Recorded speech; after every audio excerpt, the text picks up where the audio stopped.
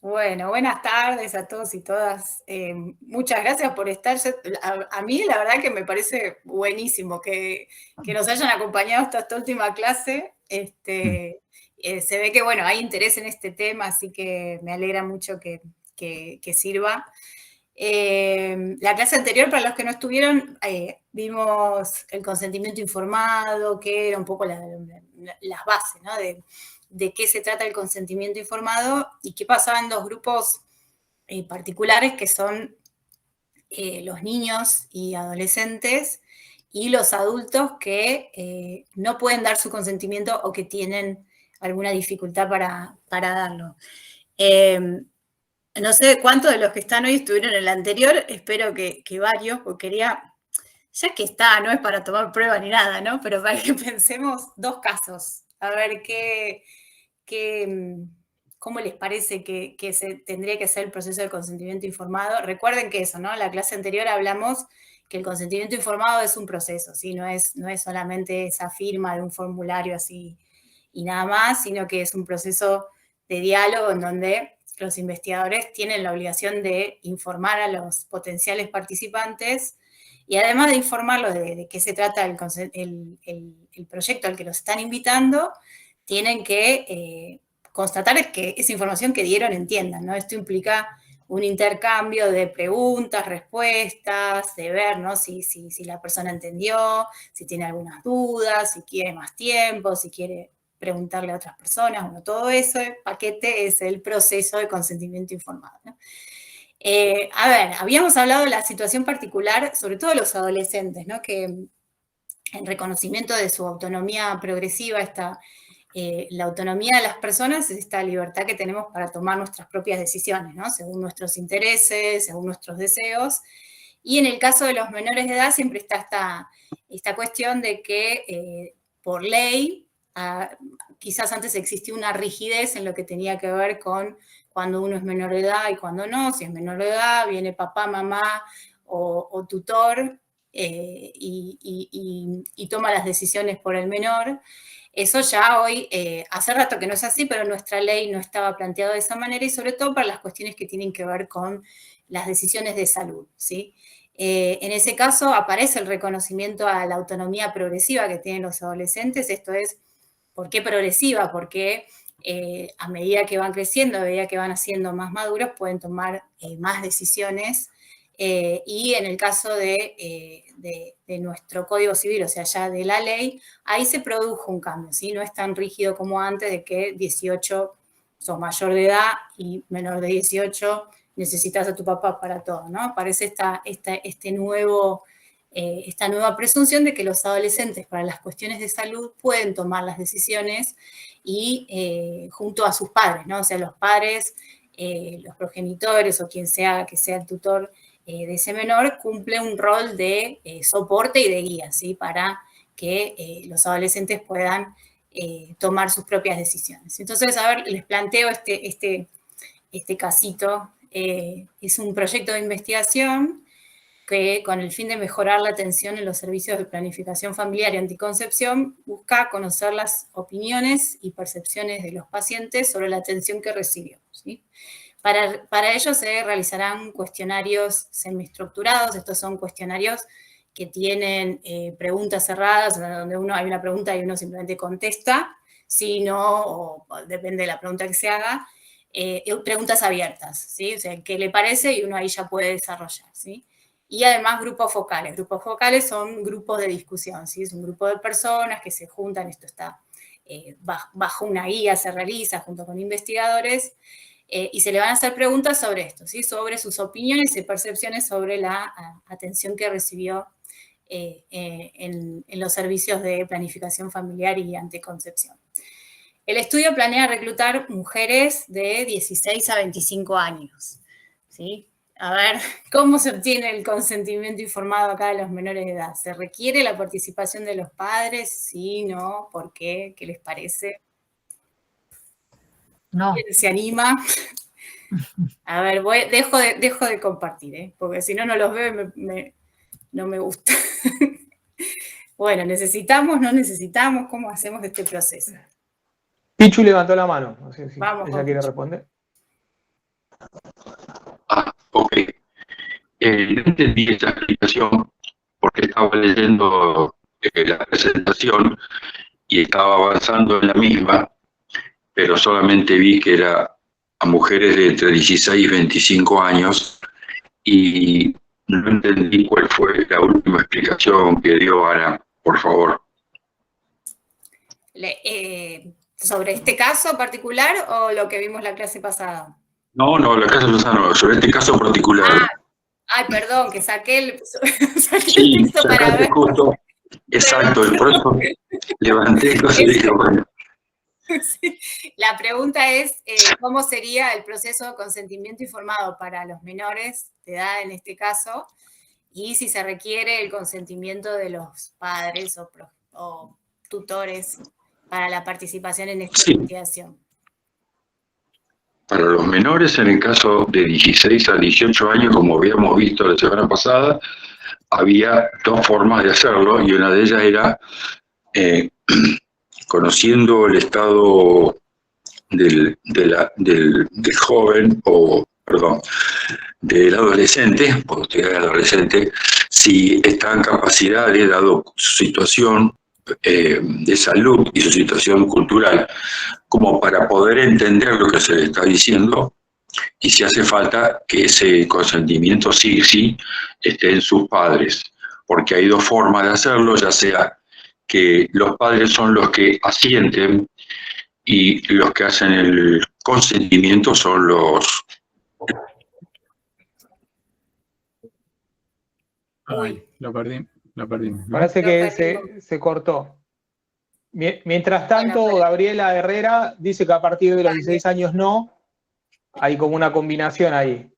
Porque está bueno esto que agregó Pichu de decir, hay que ver la situación particular del caso, de las condiciones que tiene de comprensión la persona, pero después esto otro que dice Gabriela de a partir de los 16 años no hace falta la participación de los padres. Carolina levantó la mano también. ¿Tiene alguien? Sí, ¿qué tal? No, yo porque digo, además es un cuestionario, no es ningún procedimiento invasivo ni nada, digamos,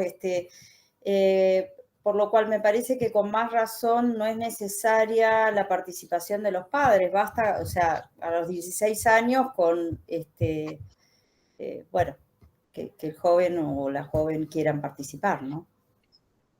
Bien, entonces ahí tenemos tres variables, ¿no? Lo que decía Pichu que tenía que ver con evaluar al adolescente en particular. Gabriela que dice no, a partir de los 16 años no. Carolina, vos decís también, esto es importante, el nivel de riesgo también. Igualmente recuerden que no es porque no haya una intervención, ¿no? El riesgo claramente es menor, pero habría que ver las preguntas. En este caso, ay, perdón que se lo saqué, o el caso decía que son opiniones y percepciones sobre la atención que recibió. Podríamos decir que el riesgo es menor, ¿no? O sea, no hay ninguna pregunta, puede llegar a suceder, nunca sabemos, ¿no? ¿Qué puede llegar a suceder? Pero bueno, en principio no, ¿no? Sería de un riesgo menor.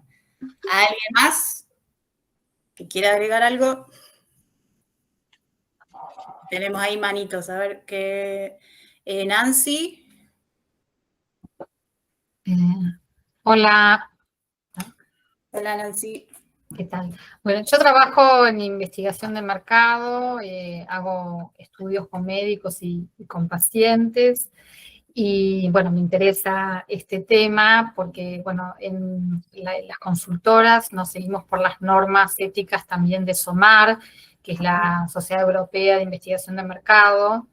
Y hasta donde yo sé, SOMAR pedía que los menores tuvieran autorización escrita de los padres, ¿no? Entonces es interesante, bueno, saber que la legislación argentina, en este caso, habilita a los adolescentes a poder participar sin esta autorización, ¿no? Yo lo desconocía, pero está esta norma que es el uso y costumbres de la actividad. Bien.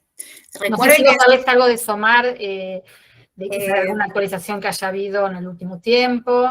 No sé específicamente, pero recuerden que el artículo que vimos habla del ámbito de la salud, ¿no? Y tiene que ver con las decisiones propias del cuidado del propio cuerpo. Un poco esa frase que después queda medio librada a la interpretación, pero bueno, teniendo en cuenta la literatura que hay, tiene que ver con los derechos que tienen los menores, respetando esta progresividad en su madurez de tomar decisiones sobre su salud, ¿no? Sí. Entonces, hay cuestiones de, por ejemplo, si piensan, ¿recuerdan cuando fue toda la discusión de la ley del aborto, a partir de qué edad se podía, qué no podía? Hay una interpretación de este artículo, hay una resolución del ministerio que se dice que a partir de los 16 puede ser el cuidado del propio cuerpo, ¿sí? Entonces, hay varias cuestiones que se fueron como interpretando según, ¿no?, el caso que sea, pues la verdad que así es cierto, el código es como medio a qué se está refiriendo, ¿no? ¿Qué actos entrarían en ese orden? Generalmente son, en investigación de mercado se hacen estudios de opinión. Claramente podría. Me ha pasado que sea algún testeo de alguna cosa, pero sobre la piel y no inyectando nada, es decir, como para ver una cosa más. Entiendo que sí, que como práctica puedan llegar a pedir por una cuestión de cuidarse ellos, pero claramente pueden, o sea, hay muchas, estas encuestas que se realizan en la calle, por ejemplo, de productos, que sea, que participan menores, no se requiere. No, en la calle cuando es con menores se pide, tiene que estar con el padre o la madre. Bueno, no es necesario. Claro. No es necesario. Por eso, está bueno. Bueno, ¿alguien más con respecto a este caso? Y pasamos al que sigue, para lo cerramos, ¿no? Vamos a explicar. Adri había levantado la mano ya. Estás muteada, me parece, Adri, ¿eh? O no se escucha.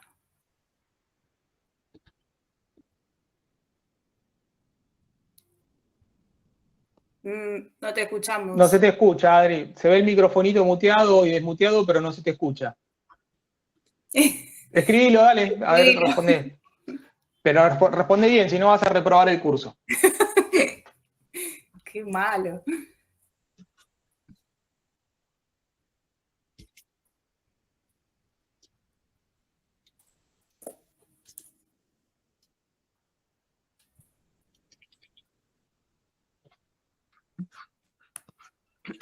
Marcela también preguntó, a ella le surge la duda de si es legal que los padres no estén en conocimiento de la firma del consentimiento informado.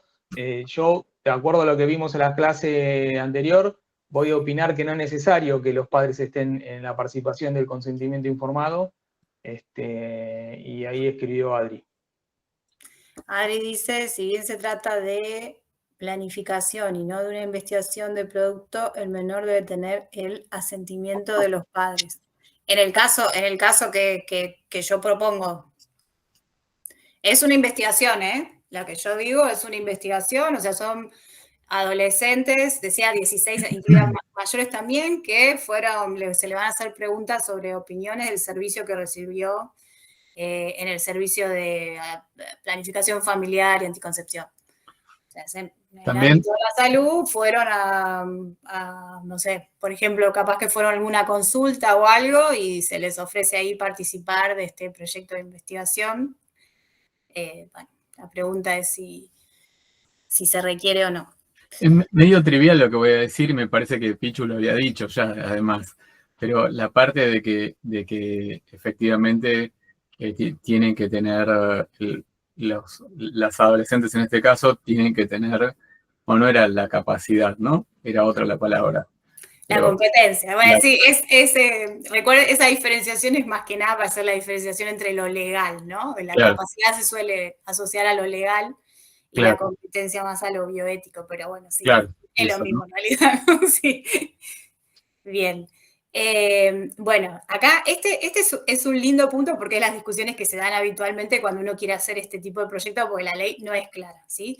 Si la pregunta fuera sobre la atención de la salud, o sea, si una menor de 16 años puede ir y recibir cualquier servicio de atención, de planificación familiar, anticoncepción, la respuesta es sí, no necesita el consentimiento de absolutamente nadie, porque el código dice que a partir de los 16 años son considerados como adultos, ¿sí? No es que hay que ver si comprende, obviamente por una cuestión de atención, eso lo tenemos que hacer siempre, ¿sí? También si es un adulto, ¿no? Uno tendría que estar atento a ver si vemos que es evidente que no pueden dar el consentimiento, si fuera un adulto también tendríamos que tomar las precauciones necesarias, ¿no?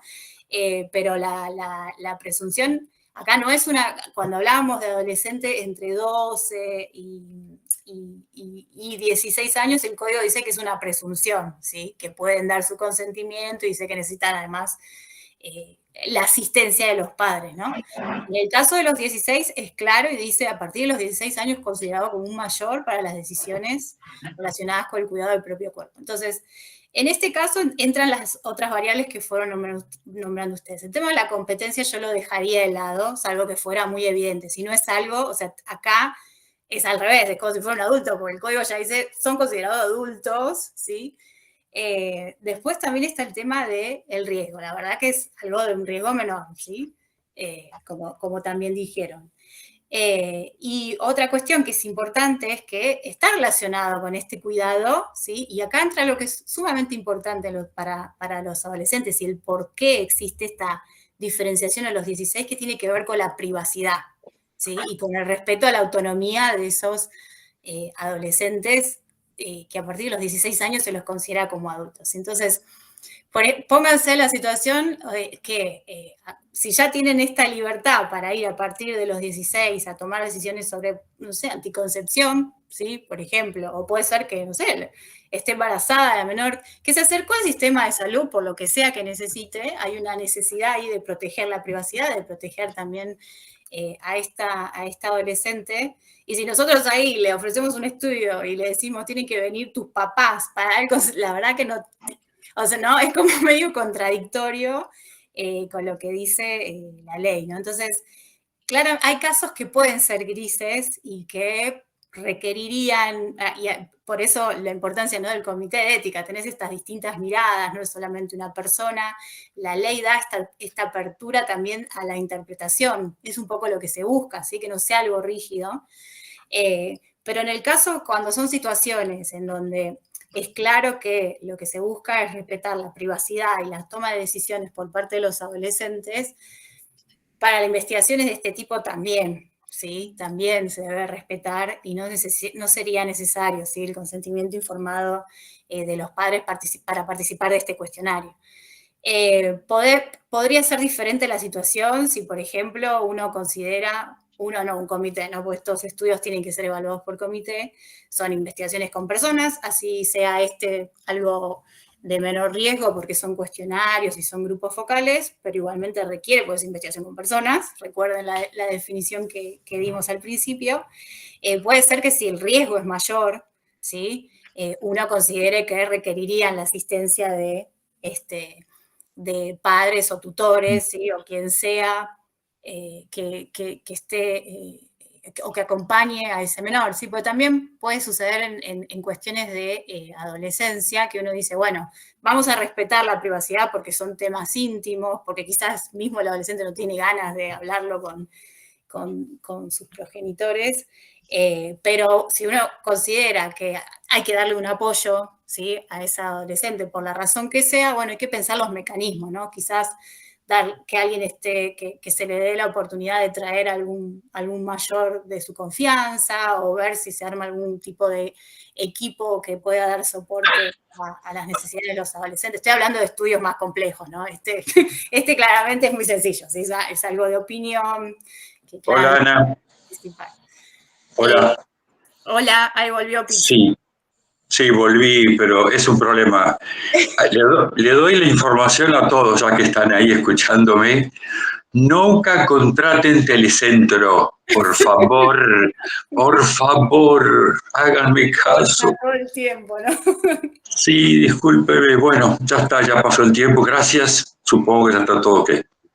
Bueno, entonces, para este caso en particular, es como, ¿quién dijo? Gabriel había dicho, ¿no? Que no se necesita listo. Es así, ¿sí? Ese caso en particular no habría dudas de que no se necesita. ¿sí? Vamos al otro caso, esperen que comparto y lo voy a dejar así lo leo, porque si no... este caso, vamos al otro Perdón, caso que Ana, también es... Sí, dame un segundito. Adri, creo que había levantado la mano, no sé si tenés alguna pregunta. No. mientras igual comparto, ¿eh? Listo. ¿Estamos bien? Sí. Bueno. Perfecto. A ver, este es el caso también, ¿no? Cuando se complica con los adultos, cuando puede ser que haya dificultad para dar el consentimiento, ¿sí? Este es un ensayo clínico, ¿sí? De fase 3.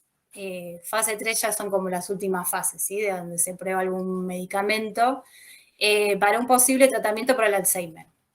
Entre los criterios de inclusión, o sea, las características que tienen que tener las personas que van a participar en estos estudios, está tener capacidad para brindar el consentimiento informado inicial. Ahí los estoy confundiendo yo, ¿sí? Sería competencia, o sea, que la persona tenga las facultades para poder dar su consentimiento informado al inicio del estudio y que cuente con el apoyo de un cuidador. Esperen que voy a cerrar la ventana que se largó a llover por acá. El estudio tiene una duración de 5 años. ¿Cómo se obtiene el consentimiento informado en este caso? ¿Qué sucede si el participante pierde su capacidad para consentir durante el transcurso del estudio? A ver. Lo que has comentado es que las MAT autorizaban las fases iniciales de la enfermedad. ¿Se acuerdan por qué? Vamos al por qué, no vayamos a la formalidad, pensemos el...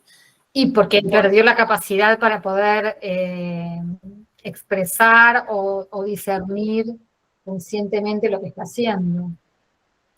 Entonces, en este caso, el estudio, o sea, se inicia el estudio y las personas para poder entrar, uno de los criterios de inclusión, o sea, esto es algo que se define en el protocolo, es que las personas tienen que poder, tienen que estar en sus capacidades para poder dar el consentimiento inicial. O sea, que hablamos de un Alzheimer temprano, ¿sí? Y si no, después tienen que tener un tutor, entonces, como que tiene que estar asignado algún tutor para que... Por si ese es otro de los requisitos, ¿sí? O sea, las personas que van a entrar acá, o sea, cuando uno arma un protocolo y dice, bueno, ¿cuál va a ser el grupo que yo quiero estudiar? Tiene que definir bien las características de las personas que entran, ¿sí? Entonces dice, para que entren tienen que ser pacientes, personas con Alzheimer, en estadio temprano, porque tienen que poder dar su consentimiento inicial y tienen que contar con el apoyo de un cuidador, ¿sí? Entonces, la pregunta es, ¿cómo obtenemos el consentimiento informado para que puedan entrar a este estudio? O sea, ¿cómo obtenemos ese primer consentimiento? ¿Quién lo da? ¿Y qué hacemos si después en el transcurso el participante pierde la capacidad para...? Y primero lo da el participante, Ah, y después, sí. si ya pierde la capacidad, lo da el tutor. Pero en ese caso no tendrían que firmar los dos, uno como testigo del otro, digamos, el cuidador como testigo del paciente. Ahí tenemos un punto. Bueno, primero, como no vi quién lo dijo, pues estaba mirando la otra pantalla. Importantísimo, ¿sí? Es un adulto, está con todo, es competente, o sea, entiende perfectamente la información que se le está dando, el consentimiento lo da el adulto, ¿sí? O sea, recuerden que siempre hay una presunción, hay que ver después el caso particular, pero bueno, acá como es un criterio de inclusión, cuando hay que elegir, ¿sí? los pacientes que puedan entrar a un estudio, antes de que se haga todo el proceso de consentimiento, se hace como una especie, se llama pre-screening, ¿sí? O sea, en general son los propios médicos tratantes los que dicen, bueno, puede o no, y qué es ese pre-screening, ver si la persona reúne las características de estos criterios de inclusión y de exclusión. Entonces, ya va a haber alguien que diga, bueno, estas personas tienen competencia para dar su consentimiento porque ese es el primer criterio. Si no la tienen, chao, pic, se tacha y no podría entrar, ¿no? Entonces, bien, arrancamos que da el consentimiento. Aparece ahí la figura del cuidador, ¿sí? Que aparte se pone como un requisito de inclusión. ¿Por qué? Porque claramente en estas situaciones, y más en un estudio que es de 5 años y es muy largo, es muy probable, ¿no?, que la persona se vaya deteriorando. En general hay alguien cumpliendo ese rol de cuidador. Y entonces, medio que acá entra lo que dice Graciela, se lo podría involucrar de alguna manera, ¿sí?, en el caso de que con el tiempo la persona pueda llegar a ir perdiendo, ¿no?, su capacidad de dar sus consentimientos. Recuerden, eso otra cosa importante, el consentimiento no es solamente al inicio, ¿sí?, sino que es durante todo el estudio la persona tiene que poder tener la capacidad de decidir si quiere seguir, ¿sí?, básicamente. Entonces, sí. Respecto a eso, una pregunta. Si uno en el consentimiento, ya en el consentimiento de inicio, pone una cláusula, digamos, de alguna manera esa persona que en ese momento está consciente y que sabe, digamos, ya se sabe que es una enfermedad que va deteriorando, si se pone en ese momento como la condición, o sea, que la persona vaya a seguir aún en los momentos, o sea, en la etapa en la que pierda su capacidad o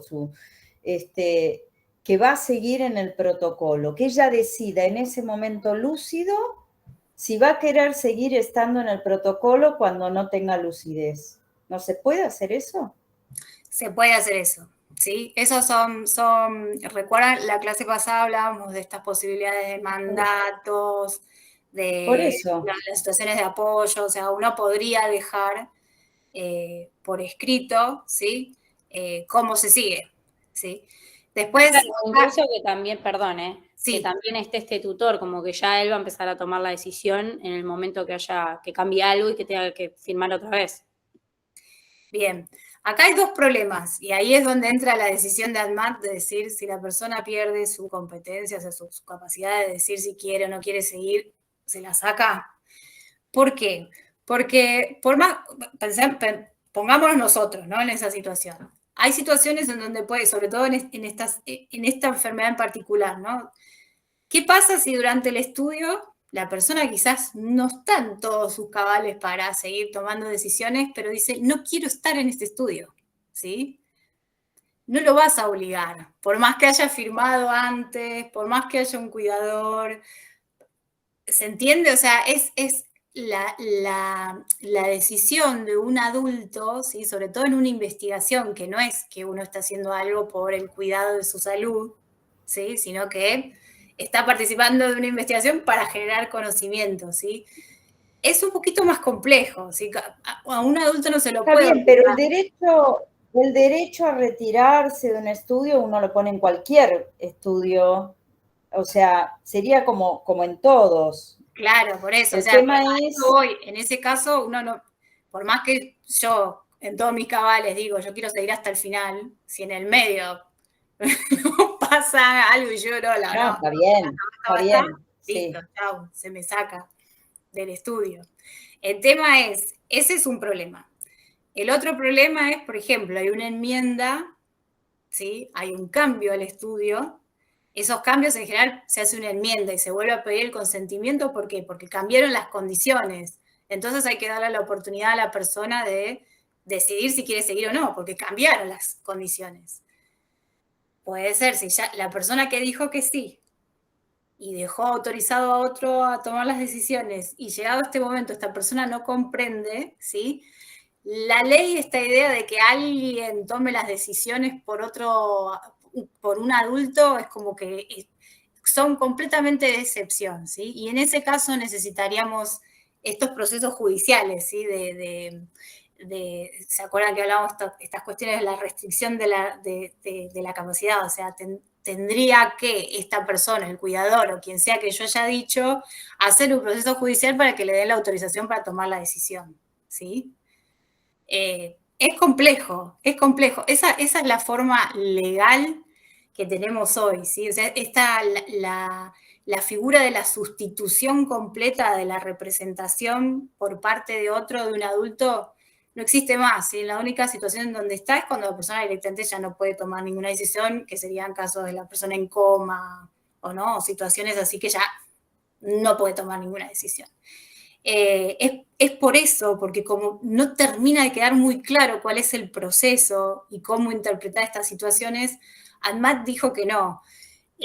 Dijo que no en el sentido de lo que ellos harían. Ahora, si yo particular, ¿sí? Quiero hacer un proceso judicial en ese momento, lo puedo hacer, ¿sí? Al día de hoy no tenemos ninguno, o sea, en general estas cosas no llegan, ¿sí? Los temas de investigación no son temas que lleguen a judicializarse, bueno, en realidad esa es la manera en la que se van generando jurisprudencia y uno dice, bueno, acá en este caso pasó eso, bueno, hagamos esto. En este caso todavía no tenemos nada, ¿sí? No tenemos nada. En general, por ejemplo, hay otros países en donde estos procesos son similares, pero son más fáciles, ¿sí? No llegan a ser algo judicial. Piense que cualquier proceso judicial es poner un abogado, pagarlo, ¿no? Y se imaginan en un estudio clínico, es muy probable que digan, no, bueno, ya está, sacalo al paciente. Sacalo, ¿sí? Pues es un lío. Pero es injusto. Entonces, bueno, esa es la situación en Argentina, ¿no? Entonces, por ejemplo, los estudios de Alzheimer van a encontrar esto, en general son así, ¿sí? O sea, entran en estadios muy tempranos, se pide que esté el cuidador, o sea, que haya una persona que en general se llama cuidadora, aquella persona que la va a acompañar, que la va a acompañar en las visitas, ¿no? Que se va a encargar de ver que tome los medicamentos como hay que tomarlos, o sea, cumple ese rol. En general, el consentimiento informado claramente lo da la persona, ¿sí?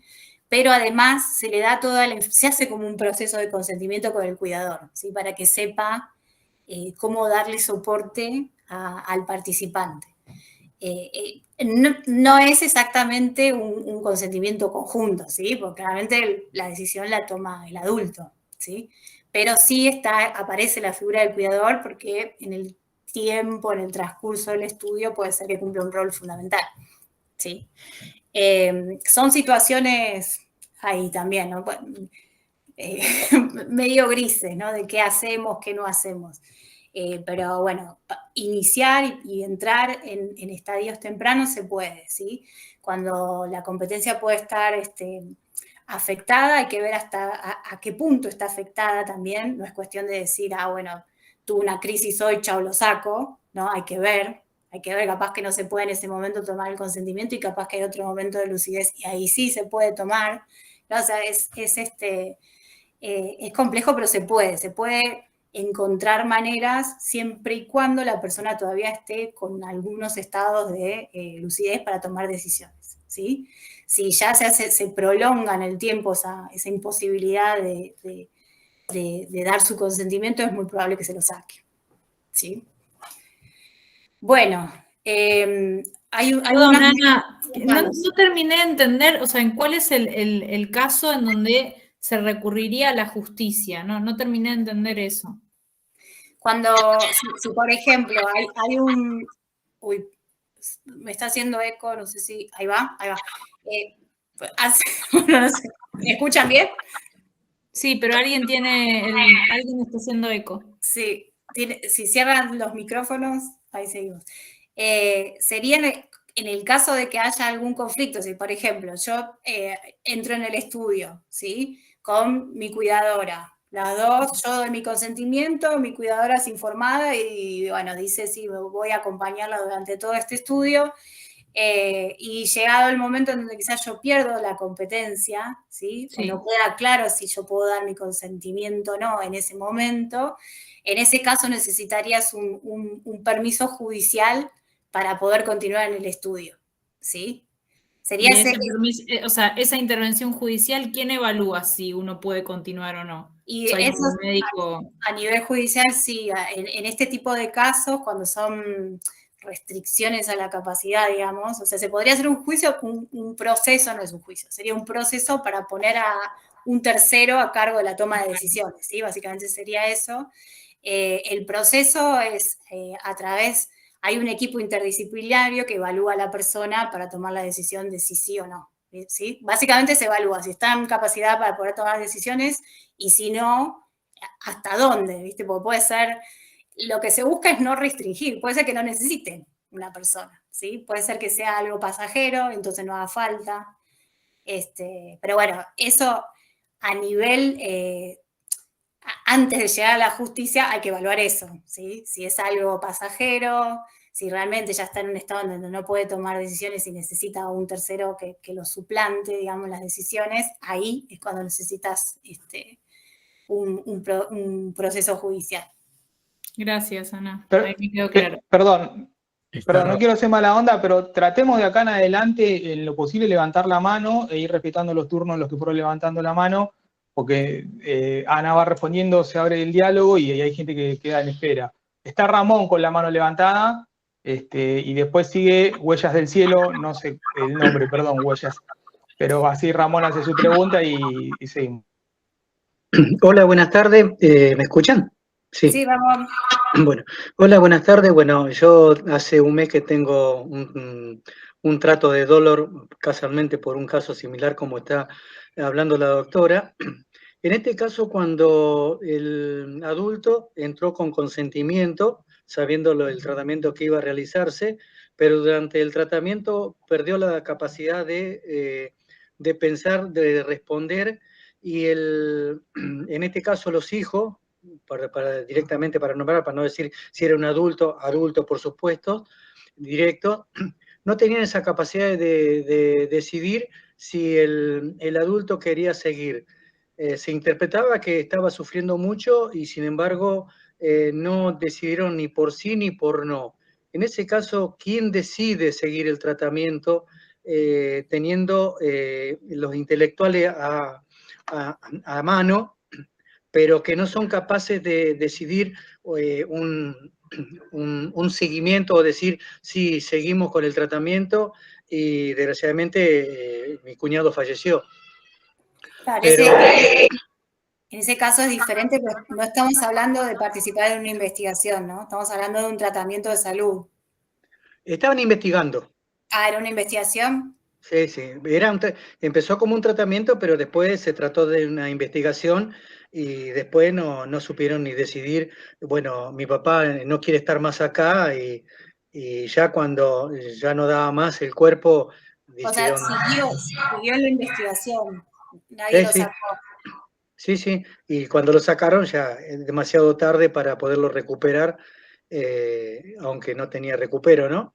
Pero en ese sentido, ¿qué poder hay como para decir, che, bueno, paremos acá, ya que ustedes que son los tutores o son los responsables de esto, no tienen la capacidad para decidir que tu padre siga siendo investigado? Es que, claro, en ese caso, si el propio adulto no puede tomar la decisión, ahí sí entrarían los familiares, y si no se puede, si hay un problema de salud debido a la participación, ¿Sí? La persona se puede retirar o cualquiera que lo acompañe puede tomar la decisión, ¿sí? O sea, si No, uno entró en un estado ya... No entiendo cómo es que siguió en la investigación, o sea, estaba internado. Entró para internarse y terminó complicándose y después se agravó mucho más. Y bueno, la investigación siguió, pero no, los que estaban como tutores o cuidadores no decidían, che, cortamos acá o seguimos para adelante. No decían ni sí ni no. Y se seguía investigando. Ni siquiera consideraban que los hermanos no podían tener injerencia porque estaban los hijos. Supuestamente, legalmente le corresponde decidir a los hijos directos, y no participaron, no pudieron participar ninguno de las hermanas para decir, che, hasta acá y acá se terminó todo y no seguimos más. Claro, en general, si el adulto no puede tomar decisiones son sus familiares. Si hay problema entre los familiares, esto se suele judicializar, ¿sí? No había problema, pero sino la ignorancia que llevaba a no tener una respuesta fehaciente como para decir, che, mi papá lo sacamos, listo. Se quedaron en la nube. Claro. Pero los profesionales, viendo que no decían ni sí ni no, seguían estudiando. Bueno, sí, no sé quién es. No hubo un profesional que dijo, che, no lo seguimos. Entiendo, una posibilidad previa a judicializar todo esto es el comité, ¿sí? Si hay una investigación, es el primer lugar donde uno tendría que ir institucionalmente, ¿no? Es decir, che, están haciendo esta investigación, está este participante con determinados problemas, No, necesito ayuda. Ese es el primer lugar donde hay que ir, porque claramente hay un problema ahí, ¿sí? No es como se debería actuar, ¿sí? Y para sacar a alguien en una investigación no se requiere es más, es muy probable, siguiendo, digamos, el criterio de que nadie representa a otros, si un adulto ya no puede tomar decisiones, hay que sacarlo, ¿sí? Tiene que haber una razón patente para decir sigue, ¿sí? Por ejemplo, que desde el inicio haya dicho dejo a esta persona que tome las decisiones por mí, o cualquier cosa que pueda probar que la persona quisiera seguir estando en la investigación. No la hubo. Claro. Bueno, ahí sí, eso ya es un problema, sí, de mala praxis, diría, ¿sí? De mala praxis en investigación. Bueno, vamos a una pregunta más y seguimos, así después hacemos un par más de preguntas. Dale. Sigue Moni y Adri también levantó la mano, pero bueno, después de Moni. Retoma Ana y Adri, vos escribila porque no se te escucha. Yo ya veo que no, porque no te aparece un simbolito que es del. Así que escribila directamente. Dale, Moni, nomás. Dale. Bien, hola, ¿me escuchan? ¿Me escuchan? Porque mi teléfono anda medio. Mira, yo justo un poco con lo que decía Ramón, en el caso, suponete, de alguna investigación de personas que sabemos que van a tener un deterioro cognitivo, ¿es posible que antes de empezar la investigación esa persona pueda ya determinar un tutor legal que pueda tomar decisiones, o sí lo tiene que hacer la persona en cuestión, ¿no? La persona enferma o la que quiera entrar en la investigación? No, sí, lo tiene que hacer la persona que quiere entrar. Si está con todas sus facultades, es la persona, ¿sí? La que deciden. Puede hacerse, lo dijimos antes, o sea, uno puede decir, yo quiero que esta persona me acompañe durante este trayecto, o sea, quien tome las decisiones. Lo que les explicaba es que si en el futuro, por más que yo haya dicho, quiero que esta persona, a nadie se lo puede obligar, ¿sí? Y después nos vamos a encontrar con el problema de que si la investigación cambia, ¿quién da el consentimiento ahí? Entonces, eso es lo que no se termina de resolver y eso ahí sí sería un poquito más complejo y capaz que requeriría una judicialización. Pero al principio sí, yo en principio puedo decir, ¿sí? Y si todo marcha bien y yo más o menos, quizás puede ser que tenga dificultades para dar mi consentimiento y nada más, no que haya algún conflicto. Y ahí, bueno, sí, será la otra persona la que me ayude, la que firme las cosas si yo no puedo, ahí sí no habría problema, ¿sí? Claro, y en el caso que comentó Ramón, que bueno, en este caso, que había un conflicto específico, que nadie tomaba una decisión sobre esa persona, ahí hay un problema. A la justicia, aunque no sean familiares directos, para poner en... Sí, yo trataría de resolverlo primero institucionalmente, ¿sí? Porque ya de por sí tener una persona en una investigación sin su consentimiento, porque pongámosle que si es un adulto que dejó de tener la competencia, o sea, entró bien, y en el medio dejó de tener la competencia, o sea, se presume que su consentimiento no está más, ¿sí? Claro. Y que no hay cuando aparecen los familiares que toman las decisiones por nosotros, eso es en el ámbito de la salud en general, ¿sí? No de la investigación. No, porque la investigación, claro, la investigación siempre lo que prevalece ahí no es la salud de la persona, sino la autonomía de la persona de decir sí o no, porque uno está haciendo básicamente un acto altruista, ¿sí? Que puede ser que te beneficie, pero puede ser que no, ¿no? Entonces, la finalidad no es beneficiarte. Entonces, uno está decidiendo libremente decir, bueno, dale, yo pongo el cuerpo porque quiero ver y quiero que se encuentren nuevas cosas. Entonces, nadie me puede obligar, nadie, ¿no? Entonces, esa es la presunción en estos casos, es al revés, ¿sí? En los temas de salud. Bien. Bueno, bien. De nada, vamos a seguir que nos vamos a quedar sin tiempo y quiero que hablemos de qué tiene adentro, cuál es la información que nos tienen que dar, qué es lo que no hablamos. A ver, esperen que voy a compartir. Oh, espera, que algo pasó con mi pantalla ahora y no veo. Ahí está. Un segundito. Vamos a ir a... Bueno, esto...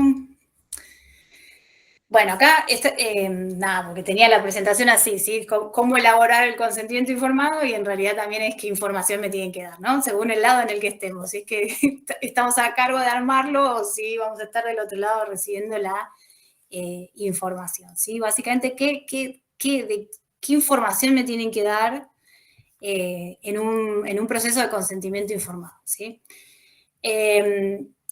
Las preguntas que yo me hago acá son las preguntas que se tiene que hacer quién hace el consentimiento informado, ¿sí? Entonces, primera pregunta, ¿para quién? ¿Sí? ¿A quién me estoy dirigiendo? ¿Para quién estoy armando esta guía? Porque el consentimiento informado, por más que sea un proceso, yo tengo que escribir, ¿sí? La información esencial y los elementos esenciales que tiene que tener, ¿sí?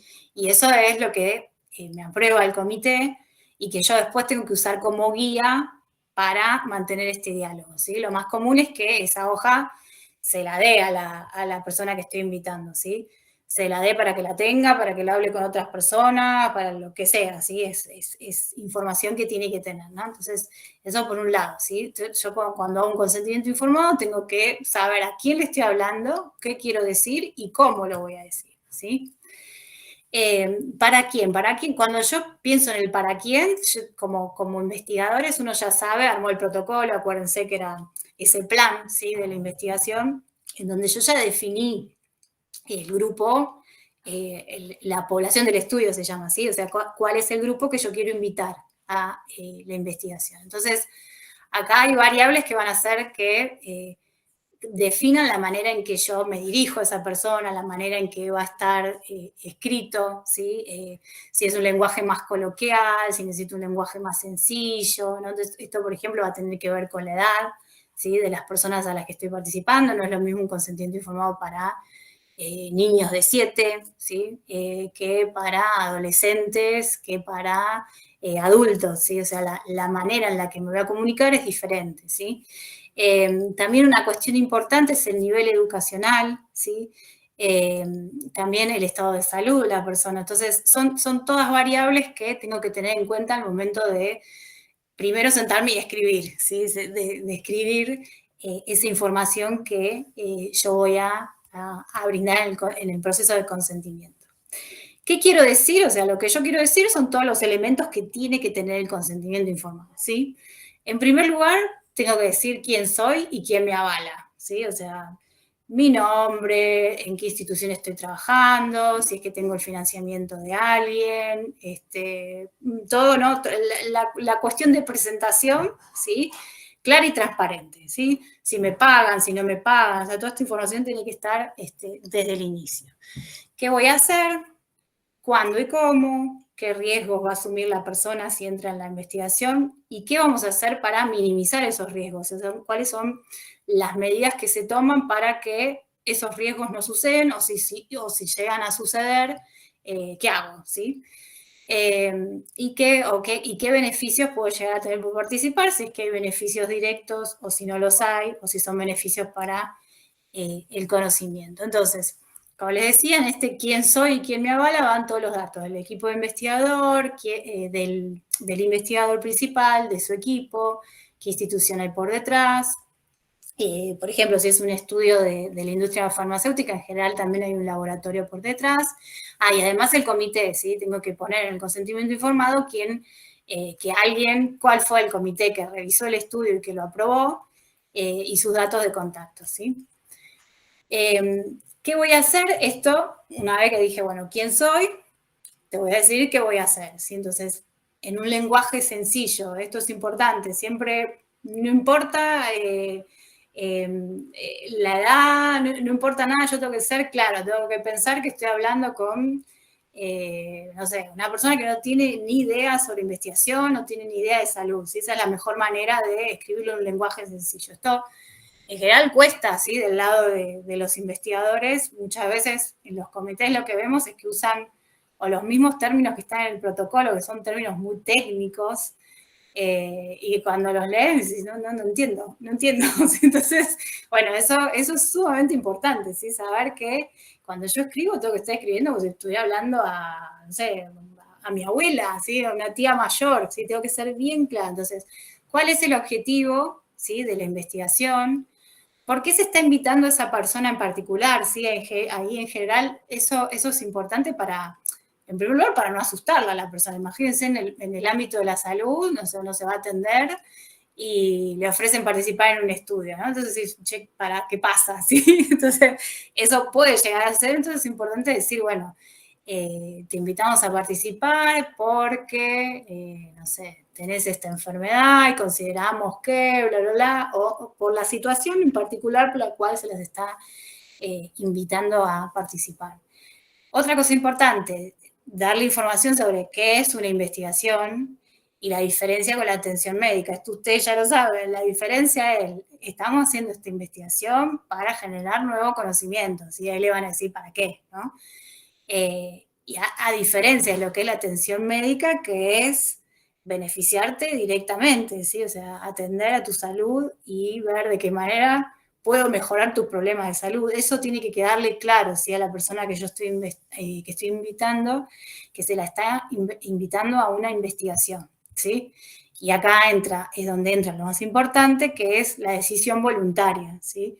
Que por eso mismo, como esto es una investigación y es diferente a la atención médica y no está relacionada con la atención médica que uno recibe, es importante que la persona entienda que puede decidir libremente, ¿sí? Que si no acepta participar, no va a haber ningún tipo de cambio en la atención que recibe, ni va a pasar absolutamente nada, ¿sí? Puede decidir si quiere o si no quiere, y además de que puede retirarse si es que acepta participar, puede retirarse cuando quiera, ¿sí? Sin dar ningún tipo de explicación. Acá el tema del retiro es importante entender que, por ejemplo, en un ensayo clínico, muchas veces, como se están probando nuevos medicamentos o dispositivos o lo que sea que se esté probando, retirarse de golpe puede que genere un riesgo, ¿sí? Entonces, ahí también es importante esto, dejarlo claro que quizás, bueno, si la persona se retira, a lo mejor tiene que ir una vez más, 2 veces más, para ver que esté bien, que no haya ningún problema, ¿sí? Puede ser que, no sé, viene tomando una medicación por 2 años, desaparece, no va más, y puede ser que le haga mal, ¿sí? Entonces, esas cuestiones también hay que saber explicarlas bien, ¿sí? ¿Cómo y dónde? Bueno, el cómo es, una vez que yo le dije el objetivo de la investigación, es explicar claramente los procesos, ¿sí? ¿Qué va a pasar? ¿Qué va a pasar durante la investigación y qué se espera de la persona? ¿Sí? ¿Qué es lo que tiene que hacer la persona? Entonces, se van a explicar todos los procedimientos que se van a llevar a cabo. Y acá es importante, cuando yo explico los procedimientos más allá de las cuestiones técnicas, es tener en cuenta aquellas cuestiones que puedan llegar a afectar al participante, ¿sí? O provocar molestias. Entonces, muchas veces hay información muy técnica y no se les dice, por ejemplo, cuánto dura, ¿sí? Cada procedimiento. Esto es importante porque, o sea, uno decide primero si tiene el tiempo, ¿sí? De participar. No es lo mismo, ¿no? Visitas que duran un día o si son simplemente cuestionarios que duran un par de horas. Entonces, la duración es un tema importante. El tema de las molestias, del dolor que generan cada uno de los procedimientos, ¿sí? Así sea algo de rutina, como puede ser sacarse sangre o, no sé, test que requieren pincharse el dedo, lo que sea, hay molestias, ¿sí? O sea, no hay dolor, ¿sí? Pero no tomar por hecho que todo el mundo sabe lo que implica, no sé, hacerse un test o sacarse sangre y que todo el mundo lo sienta de la misma manera. Entonces, acá es muy normal que quizá uno dice, para tanto, pero bueno, que se le explique, ¿no? O sea, si te va a sacar sangre, que te digan, puede ser que se te genere un moretón, puede haber personas que se marean, o sea, esas pequeñas cosas que sabemos que suceden, es importante comunicarlas, ¿sí?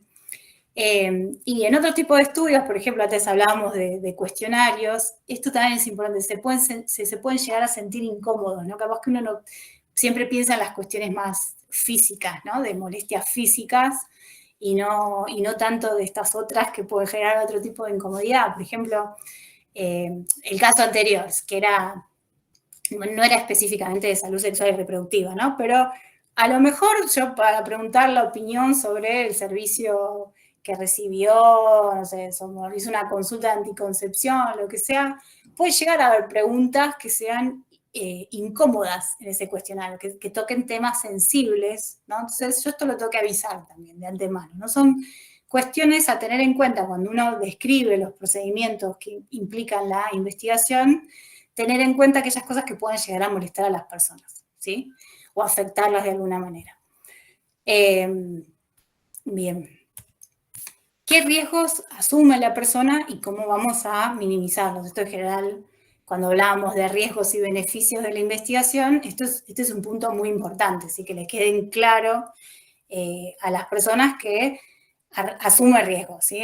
Cuando participan en la investigación y el nivel, ¿sí? de riesgos. Hay estudios que no, claramente tienen un nivel muy bajo de riesgo o ninguno, y hay otros que es un poco mayor el riesgo, y esto es importante definir. Por ejemplo, en un ensayo clínico es muy común que veamos, por más que sea algo que se está estudiando, todavía no está a la venta, en general ya hay estudios previos en donde ya se establecieron efectos adversos, por ejemplo, o posibles efectos adversos. Entonces todo eso tiene que estar, o lo que no se sabe también, ¿sí? Que puede llegar a provocar, de alguna manera todo eso tiene que estar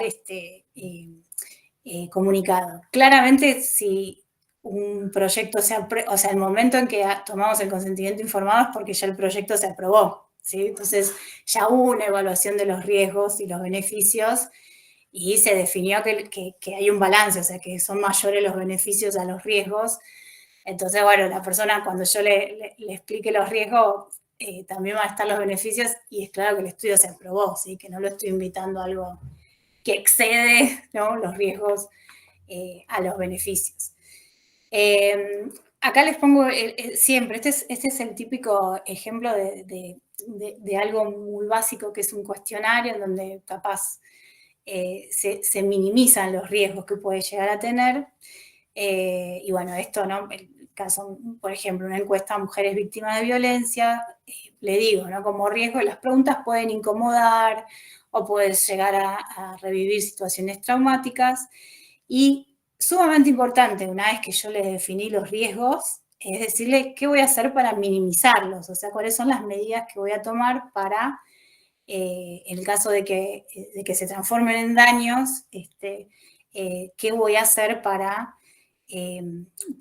dar una respuesta a esta situación. Entonces, por ejemplo, en el caso de las preguntas, si llega a suceder que incomode o que reviva situaciones traumáticas, una manera de minimizarlo es que usted contará con la atención psicológica que requiera al finalizar la encuesta, ¿sí? Esto es algo que ya tiene que estar previsto, obviamente, en el protocolo, y en general, por ejemplo, todas las cuestiones que son más físicas, cuando se dicen todos los riesgos que pueden tener los efectos adversos, o todas aquellas cuestiones que puedan llegar a suceder, mismo al consentimiento se les dice, ¿no? Que ante cualquier riesgo, llame este número, ¿sí? Tiene garantizado la atención en tal lado, hay un seguro que los va a cubrir ante cualquier problema. O sea, esas son medidas de minimización de los riesgos, ¿sí? Que ya tienen que estar previstos, ¿sí? Entonces, que las personas sepan, hay riesgo, pero bueno, en el caso de que pase algo, tenemos cómo responder, ¿sí? Vamos a responder de esta manera.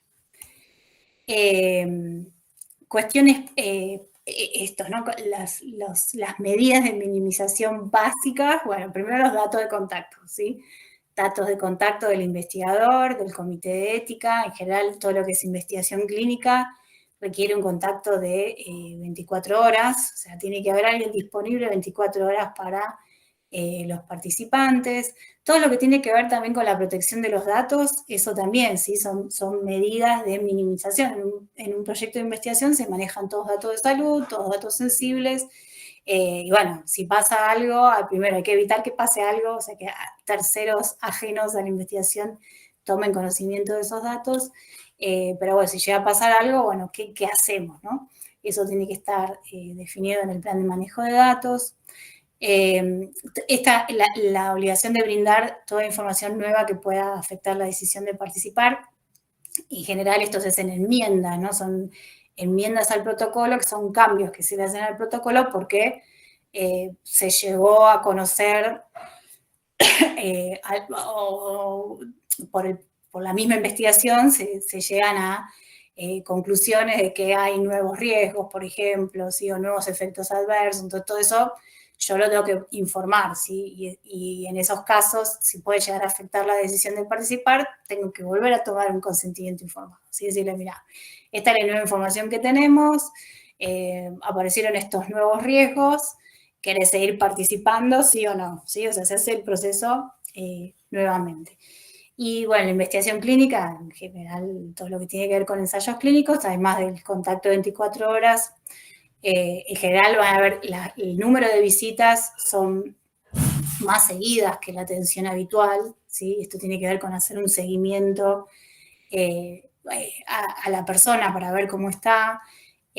Atención médica ante cualquier urgencia, sí, eso tiene que estar garantizado. En caso de internaciones también, sí, que haya lugar de internación para las personas, compensación por daño, provisión gratuita de métodos anticonceptivos también, sí, esto para evitar los embarazos. Bueno, todas estas cuestiones tienen que estar también informadas en el formulario de consentimiento y después, bueno, en el proceso se la voy a dar, ¿sí? ¿Qué beneficios va a obtener acá?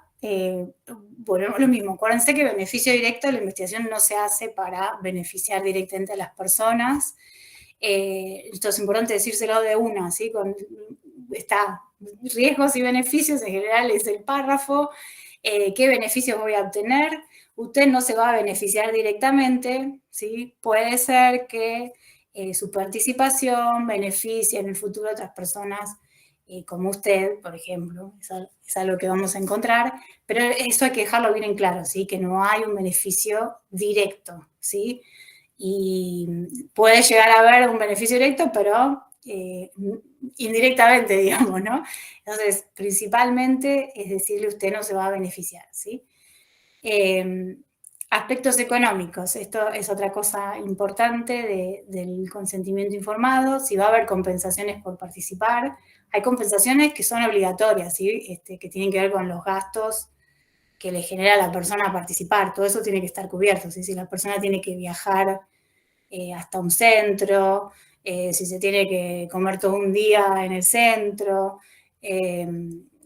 las comidas que necesiten ese día, los viajes que necesite, o sea, todo eso tiene que estar cubierto, ¿sí? Eso es lo que se llama compensaciones, y eso es importante porque la participación en una investigación es gratuita, ¿sí? O sea, si la investigación se vuelve onerosa para las personas, eso es completamente injusto, ¿sí? No puede pasar que vamos a estar financiando una investigación encima, no. Entonces, esas son compensaciones. Y además puede haber compensaciones de otro tipo que tengan que ver con cuestiones de reconocimiento, por ejemplo, no sé si se hacen grupos focales, si se hacen cuestionarios en un estudio, que también puede suceder dentro de un ensayo clínico, ¿sí? Durante un ensayo clínico, yo puede ser que, no sé, que ofrezca alguna gratitud a las personas, qué sé yo, les regalo un voucher para algo, les regalo un bolsito, o sea, esas cuestiones todas tienen que ser compensaciones que no implican un incentivo para participar, ¿sí? Que no sea, te pago $1000, pues bueno, sería diferente, ¿no? La libertad para decidir si hay un buen pago desaparece, ¿no? Hay los únicos estudios donde sí se permite pagar por participar son los de fase 1, ¿sí? Que son esos primeros estudios que en general se hacen con personas sanas y que se hacen para probar la toxicidad, sobre todo de los medicamentos y las dosis adecuadas, que muchas veces implican que la persona esté internada 4 días, ¿sí? Y esto, ¿no? En general se hace en personas sanas, ¿no? Entonces, en esas primeras fases sí se permite pagar, porque, bueno, realmente es bastante lo que se le pide a las personas. Bien, ¿y cómo hago todo esto? Bueno, como les decía al principio, ¿sí? El lenguaje tiene que ser claro, tiene que ser concreto, adecuada a la comprensión de la persona a la que va dirigida. Y para hacer esto es importante al momento de escribirlos visualizar, ¿sí? al potencial participante y su contexto también, ¿no? Entonces, bueno, ¿a quién le estoy hablando? Al momento de escribir esta guía, es importante tenerlo en cuenta, ¿sí? Bueno, vamos a hacer preguntas. Esto sé que les interesa, a mí que nos estamos quedando sin tiempo. Tema de muestras, ya para cerrar. A ver, esperen un segundito. Cuando hablamos de este consentimiento del que venimos hablando, ¿sí? En general es cuando yo quiero invitar prospectivamente a una persona a participar en una investigación. O sea, yo quiero invitarlo a una investigación que va a arrancar ahora, ¿sí? Va a arrancar con este grupo de personas. Entonces, yo puedo darle absolutamente toda la información de mi proyecto porque ya está armado, ¿sí? O sea, mi protocolo ya está armado, yo ya se lo presenté al comité y puse ya el consentimiento, que es para empezar a reclutar personas, ¿sí? Empezar a invitarlos a que participen de mi proyecto, ¿no? Entonces, puedo dar toda esta información que les dije recién. ¿Qué pasa con los estudios que utilizan muestras? En general, todos los estudios de investigación clínica utilizan muestras, ¿sí? En una investigación se obtienen muestras para determinados fines, ¿sí? Eso es, digamos, si se toman dentro del contexto de una investigación, ahí no tenemos problemas, ¿sí? Vamos a hacer nuestro consentimiento informado y dentro de los procedimientos le vamos a decir, durante las visitas se requerirá, no sé, hacer extracciones de sangre en tal y tal y tal visita, le vamos a sacar tanta sangre, la vamos a usar para hacer estos estudios y chao, ¿no? Listo. Ahora, ¿qué pasa? Las muestras, mismo en una investigación o en otro contexto, pueden ser utilizadas para investigaciones futuras, ¿sí? Y esto es algo que en los últimos años se promueve mucho por una cuestión de maximizar el uso de esas muestras que yo obtengo en cada una de las investigaciones. Entonces, si yo las muestras que uso en las investigaciones las guardo, o mismo en el ámbito clínico, ¿sí? Cuando me voy a atender, cuando me voy a hacer cualquier estudio, puedo utilizarlas para otras investigaciones. Entonces, en vez de volver a armar todo un estudio, volver a llamar a gente, molestarla, sacarle de vuelta sangre, qué sé yo, puedo usar estas muestras que se utilizaron para otras cuestiones, que es este escenario 2, ¿sí? En este escenario 2, los proyectos de investigación quieren usar muestras que se obtuvieron en otro contexto, ¿sí? Lo que en general se llama uso secundario de muestras, ¿sí? Estas muestras pueden provenir de varios lugares, no solamente de la investigación, hasta pueden ser donación, ¿sí? Entonces, ¿cómo hago acá? ¿Sí? ¿Cómo tomo el consentimiento informado en estos casos? Esto fue discutido arduamente en la literatura, sobre todo más a nivel académico, porque una de las posturas decía que, bueno, no, si vos querés usar esas muestras que fueron una persona, están almacenadas en un lugar, cada vez que la quieras usar tenés que pedir otra vez el consentimiento informado, ¿sí? Y había quienes decían, la verdad que no tiene sentido pedir el consentimiento cada momento que yo quiera usarlos, primero porque no es práctico, ¿sí?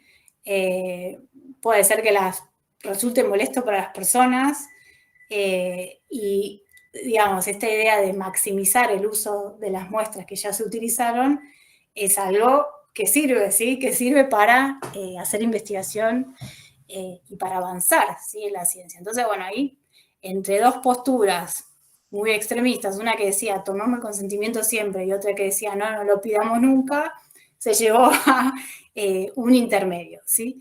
Aparece esta nueva pauta en donde aparece el uso del consentimiento informado amplio, ¿sí? ¿Qué pasa? Esto para pensar, ¿no? ¿De dónde salen estas muestras? O sea, las muestras pueden tener un uso específico, ¿sí? Durante un ensayo clínico yo obtengo muestras, por ejemplo, para hacer mi ensayo clínico. De ese ensayo clínico, una vez que se terminó, yo almaceno parte de esas muestras para hacer investigaciones en el futuro, ¿sí? Lo mismo puede suceder en la atención clínica. Yo voy, me atiendo, no sé, me hacen una biopsia, por ejemplo, ¿sí? La muestra se va a usar para mi diagnóstico. Y además, el resto se almacena para poder hacer investigaciones futuras, ¿sí? Este almacenamiento, en general, hay dos maneras de hacerlo. Una puede ser que sea que un equipo de investigación las guarde, ¿sí? Para sus proyectos, eso es lo que se llama en general se llama biorepositorio, ¿sí? O colección, ¿sí? Eso es un grupo de investigación que va a tener esas muestras para su línea de investigación, ¿sí? No se la van a dar a terceros. Y si no, están los biobancos, ¿sí? O sea, que son estas colecciones de muestras que se guardan con el fin de darlas para investigación. Entonces, se guardan con el fin de compartirlas con terceros, ¿sí? Entonces, si yo soy una investigadora y quiero hacer investigaciones con muestras de ese biobanco, yo puedo ir al biobanco, presentar mi proyecto, que me lo revise un comité, que me lo revise el comité de acceso al biobanco y me diga, sí, no, te damos la muestra, no te la damos, ¿sí? Y eso me facilita a mí hacer investigación por varias cuestiones. Primero porque hay mucha más variedad, ¿sí? Imagínense, o sea, puede ser que sean muestras donde conseguir a los pacientes de vuelta sea sumamente difícil. En cambio, si está todo reunido en una colección, es mucho más fácil, ¿sí? Entonces, esta es un poco la función de los biobancos. Ahí, ¿cómo se toma el consentimiento informado? ¿Sí? Porque no es que yo puedo usar todo esto que les decía antes, yo no le puedo decir a las personas para qué voy a usar sus muestras específicamente, porque no lo sé en el momento en que tomo la muestra. Entonces, esas muestras que están almacenadas, sea en un biobanco, sea en una colección, son de personas, ¿sí? Que tienen que haber dado su consentimiento primero para que sus muestras estén ahí guardadas y para que puedan ser usadas en investigación, ¿sí? Tiene que haber un consentimiento, o sea, yo no puedo andar guardando muestras sin que la persona sepa, ¿sí? Tiene que haber un consentimiento. El tema es cómo tomo este consentimiento, y acá aparece la posibilidad de usar lo que se llama consentimiento informado amplio, ¿sí? En vez de llamar de vuelta a cada una de las personas de las cuales obtuve esa muestra cuando quiero hacer una investigación, utilizo este proceso de consentimiento informado amplio en el momento de obtener las muestras, ¿sí? Este consentimiento informado amplio, básicamente, ¿en qué se centra? Se centra en darle información a la persona sobre para qué van a ser utilizadas esas muestras en un sentido amplio, ¿sí? Porque no le puedo decir específicamente para qué, porque no lo sé.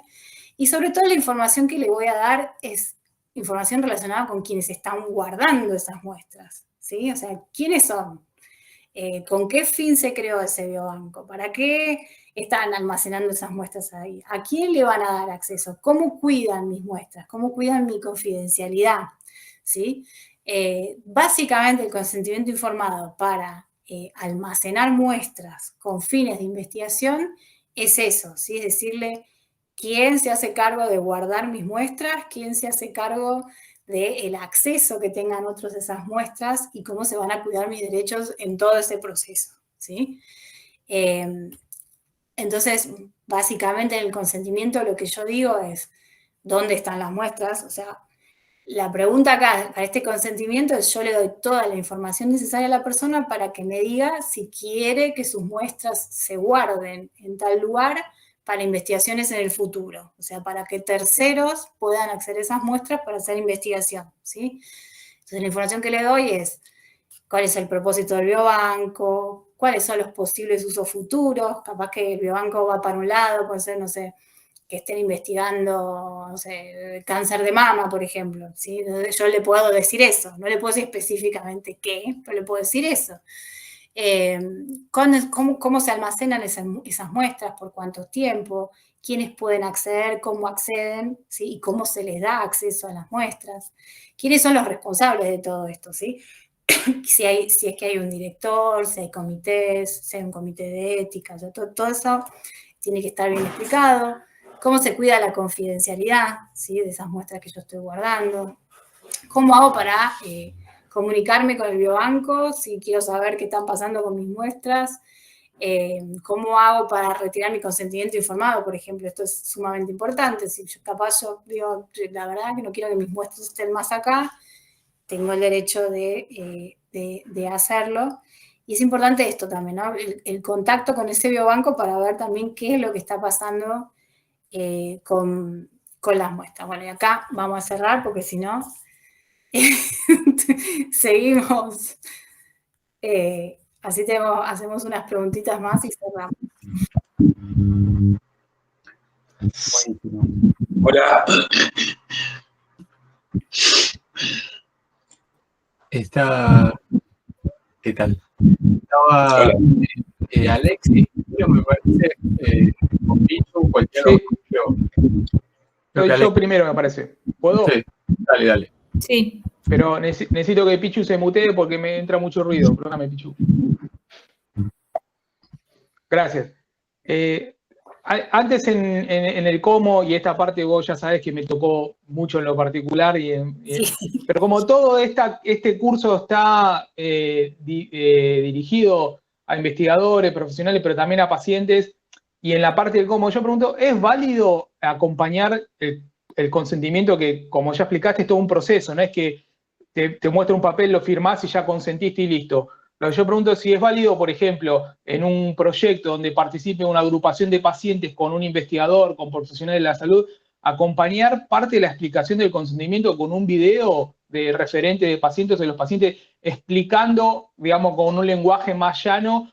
Por ejemplo, esto que contaste al último, biobanco, por ahí, familiares de chiquito con cáncer, poner unos videos que expliquen a los papás que van a atenderse a un hospital la importancia de que donen con el mejor lenguaje posible, claramente habría que practicarlo, que sea como un material que acompañe el consentimiento, explicando de por qué estamos pidiendo esa donación, y todo esto, como decir, las muestras van a quedar guardadas, nadie te va a molestar, si surge alguna información que sea de beneficio clínico, esa información va a ir al equipo tratante y nadie más te puede contactar, explicando ese tipo de cosas con un video oral, o sea, algo oral porque esto que hablabas la otra vez, a veces llegas al consentimiento a la puerta del quirófano para la cirugía, te hacen firmar eso y atrás te hacen firmar el consentimiento de la investigación de donación y no leíste nada. Entonces por ahí para familiares, o inclusive también para los chiquitos que están en edad de hacer el asentimiento, no sé, pensar en algún, no digo payá médico, pero por ahí algún médico, no sé, que yo conozco tipo Rubén Sosa, que tiene mucho laburo, pedirle, che, Rubén, no grabás esto con el lenguaje de explicar a los nenes, que se den el asentimiento, la importancia de que den el asentimiento, y otro video para los padres. ¿Es válido acompañar con esos materiales también todo esto? Es válido, y una cosa importante, recuerden que eso se lo tiene que aprobar el comité, el contenido. No el como parte del proyecto y el material, porque el consentimiento también lo tiene que aprobar el comité como parte del proyecto. Todo lo que va a mirar el comité es que sea imparcial la información, ¿sí? Muchas veces nos llegan folletos o material para los pacientes y hay cuestiones que, si esto no, imparcial en el sentido de que quede claro que se está invitando una investigación. O sea, hay cosas como por ejemplo, no sé, que eso sí se la sacamos ya acá por una cuestión de representatividad, ¿no? Que llega con modelos todos hermosos, todos rubios, y decís, no me ve, ¿qué me está vendiendo? Un perfume, ¿no? Entonces, esas cuestiones en general las mira el comité. Y sí, y vi protocolos para chicos, por ejemplo, que tienen como cómics explicando el consentimiento. En general sí, se usan, y yo el consentimiento así formal, el papel, que en general es súper aburrido. Yo veo folletos y digo, ¿por qué no usan esto? Que más se usa por algo regulatorio, ¿viste? O sea, los ensayos clínicos tienen que tener toda esta información que yo digo de una manera muy, muy detallada. A veces se transforman en documentos de 40 hojas que decís, no lo va a leer nadie con detenimiento. Entonces, siempre vienen como acompañadas con otras cosas. Gracias, Ana. Perdón, Pichu, te cedo la palabra. Gracias. Bueno, yo soy un ejemplo de una investigación en el hospital italiano por mi amiloidosis. Y estoy muy agradecido al hospital, y le he puesto al hospital y al personal médico del equipo de amiloidosis todo mi confianza, a tal punto que, como justamente decía recién el disertante, perdón que no me acuerdo de tu nombre. No, tuyo no, el señor que habló recién, que está como glioma. Alex. Ale, gracias. Y resulta ser que era tan largo todo lo que estaba puesto, donde yo tuve que firmar una vez, dos, Tuve 3 años de investigación. Todo eso me resultó a futuro, que es a futuro y que ahora para mí es un presente, a que voy a tener 2 años de medicación gratuita todos los meses de ese remedio que fue aprobado por la ANMAT y ahora está en situación de venta y aprobación para el tratamiento que tengo, la amiloidosis TTR. Así que en eso estoy muy, muy agradecido y me tocó algo en un lugar muy espectacular. Sé que personas no han recibido. Bueno, yo en este momento tengo uno de los remedios que no me lo da la obra social y hace ya 3 meses que estoy peleando y acá estoy haciendo una carta de documento porque dije ya no aguanto más. Pero bueno, el médico dice, bueno, peligro, eso no puedes estar. Sí, pero ¿cómo hago yo? Yo siempre confío en ellos, pero ni siquiera esto que acabo de enterarme es que había un biobanco.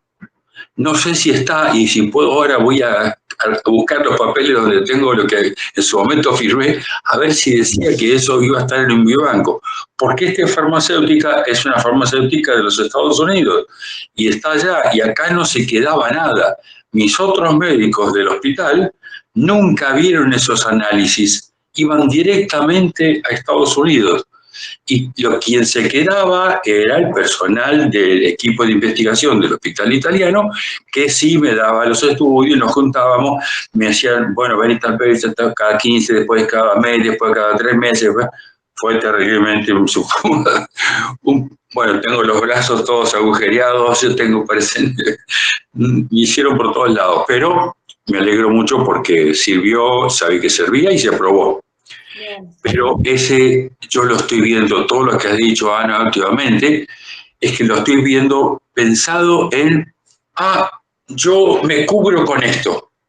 Parece que hubiese una nebulosa tan grande arriba de juicio por acá, por allá, que me hicieron, no me hicieron, entonces yo me estoy cubriendo. Entonces para mí, todo lo que has explicado, que está espectacular, lo veo como una excusa de explicación para todo aquel personal que está en ese sistema de investigación.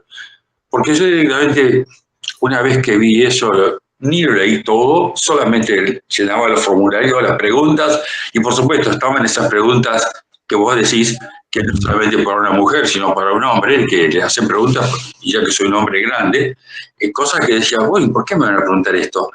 No, bueno, si no querés, no, está bien, dale esto, yo ya tengo confianza muchísima, tengo tanta confianza con ellos que para mí era como si nada, pero ellos se sentían pudorosos en lo que me estaban preguntando. Claro. Y bueno, eso... Por eso me parece importante, en primer lugar, en general los investigadores saben cuáles son sus obligaciones, ¿sí? Sobre lo que es este proceso, lo saben. Lo saben. A mí me parece importante de la oportunidad que tenemos en este curso y que debería exceder este curso, todos deberíamos saber, si entramos en una investigación, qué es lo importante, o sea, qué deberíamos estar preguntando, que no nos tome por sorpresa. Claro. Lo que decís vos, o sea, en general es eso, te dan 40 hojas, si del otro lado hay un buen profesional, se va a tomar el tiempo necesario de explicar, de dejarte el tiempo para que haga las preguntas que quieran. Sabemos que no siempre es así, ese es el mundo ideal. Y muchas veces sí, yo veo eso, que hay una confianza en quien te está preguntando y uno termina diciendo que sí, y bueno, después no sabe bien por dónde va la cosa, dónde se van tus datos. Esto, para que lo sepan, cualquier ensayo clínico patrocinado es así, o sea, hay un patrocinador que en general es de otro país, y los datos y las muestras van afuera, ¿sí? O sea, lo que hay acá es un equipo de investigación que va a manejar toda la información, los datos de cada uno de los... Sí, están guardados. Nada, Sí, sí. no se va afuera con nombre y apellido, eso, claro. No, correcto. Pero sí las muestras y todo se va a todo para afuera, ¿sí? O sea, el producto se hace en otro lado, después te lo venden, ¿sí? Básicamente. Y era con un doble ciego, así que... Sí, ese es el estándar y así es como deben hacerse para asegurarse de que después... Correcto. No solamente quería aclarar eso, sino que quería informar a la audiencia, porque no sé si hay muchos pacientes o no, pero justamente soy un ejemplo de eso y realmente un ejemplo feliz, ¿no? Feliz, porque no he avanzado en mi estado. Buenísimo. Bueno, saludos a Ana Salas y a Carolina, que las veo por ahí. Chao, gracias, Ana. Chao. Una cosita que quería mencionar, ahí levanté la mano, claro, porque si no me tira un poco ahí la bronca, pero levanté la mano, ¿viste, Alexis? Pero le tocaba a Gabriela igual. No, estaba yo primero, si no, pero ahora puedo Bueno, dejar está igual. bien. Le tocaba porque es una dama, primero las damas. Por eso puedo dejarla, pues. Gabriela, ¿querés vos primero? Bueno, igual es un comentario, que la verdad que me parece que algo fenomenal de estas charlas y de estas clases que nos estás dando, Ana, es la posibilidad única de poder compartir todo esto que estamos compartiendo, ¿no? Que son las experiencias de las personas, de los pacientes, en tiempo real con clase. Para mí eso es como un investigador científico, lo digo ahora, ¿no? También me pongo en ese lugar, pero también como parte de ALAPA, poder compartir en tiempo real las experiencias, para mí es fantástico. Creo que es, desde un punto de vista didáctico, desde un punto de vista, digamos, de lo que nos llevamos como personas todos acá, es fenomenal.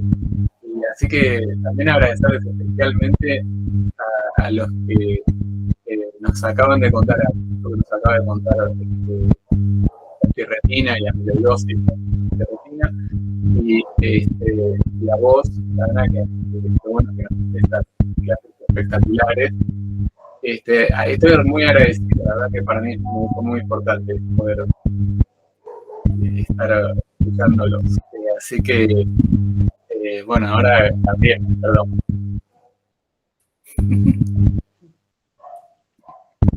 Hablo yo. Hola, buenas noches. Sí, Gabriela, adelante, Gaby. Disculpen, porque yo mucho no entiendo de esto. Yo quería comentar que a mí me diagnosticaron encefalomielitis miálgica. Yo tengo 53 años y de la adolescencia, de los 15 y 16 años, vengo con un montón de problemas de salud, con un montón de síntomas. Me diagnosticaron fibromialgia también, disautonomía, y mi salud a veces empeora y a veces, bueno, estoy un poquito mejor como ahora. Y yo muchas veces pensé en el tema esto de entrar en algún momento en una investigación, si tengo la posibilidad, para ayudar, porque yo lo que pude leer es que la encefalomielitis miálgica o síndrome de fatiga crónica, también lo llaman, es algo parecido también al COVID persistente. Hay personas que tuvieron COVID y quedaron ya también con distintos síntomas. Y bueno, el poder ayudar a la investigación en estas patologías, que son muy complicadas y muy poco investigadas. Y bueno, todo lo que explicó Ana, a mí me sirve en caso de que entre en una de las investigaciones para saber cuáles pueden ser mis riesgos, cuáles son los beneficios y a qué me puedo enfrentar entrando en una investigación, en un ensayo clínico. Así que para mí me sirve y creo que para mucha gente, o sea, la gente que está viendo ahora, escuchando y que tienen también este tipo de patologías. A mí me diagnosticaron también fibromialgia, que todavía yo no estoy segura, o sea, lo diagnosticaron, pero yo no estoy segura. Ahora, hoy estuve con una doctora que ella hace estudios metabólicos y de mitocondriales, y bueno, voy a empezar con ese tema para ver, porque mi abuela tenía los mismos síntomas que tengo yo. Ella yo no la conocí, falleció de 50 y pico de años, y mi papá también antes de morir también tenía síntomas, no tanto como mi abuela, pero también los tenía. Entonces yo quiero ver si hay alguna parte genética de todo. Me parece que Gabriela es una excelente idea esa que tenés de la parte mitocondrial. Justo mencionaste la enfermedad, la patología y enseguida se me había prendido la lamparita de la interacción con las enfermedades mitocondriales y esa posibilidad. Me parece que la interacción esta, y está mirando ahí online algunas cosas cuando mencionaste, y me parece que es muy importante eso. Traten de intentar a ver si hay una contribución mitocondrial. De hecho, hay un par de explicaciones. Sí, aparte, Gabriela, investigaciones hay de muchos tipos, ¿sí? No solamente es la investigación clínica, entrar en un ensayo clínico, ¿no? Pueden ser investigaciones básicas también, que vos puedas dar tus muestras para que se investigue a ver qué pasa con la enfermedad, o qué pasa específicamente en tu caso, pero me parece que lo importante de todo siempre es que se saquen las dudas, ¿no? Es importante que sepan que estos proyectos tienen un marco, ¿sí? No es que es gente que se manda sola a hacer cosas, sino que por detrás hay comités que aprueban, hay autoridades regulatorias, o sea, no es que a veces quizás Perdón. Sí. Perdón.